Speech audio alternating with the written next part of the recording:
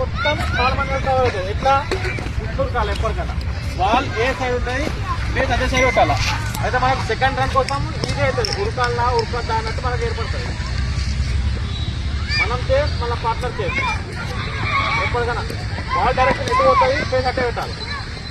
ఇప్పుడు సపోజ్ మనం బాల్ ఇటు కొడతాం ముఖం ఇటు పెడతాం. మనం సెకండ్ రన్ కోసం తెస్తామా మళ్ళీ ఇట్లా పెట్టి ఇట్లా వస్తుంది. అదే ఇట్లా పెడితే మనకు ఇది కూడా ఇటు కదా ఇది కూడా అనిపిస్తుంది. రెండు గంటలు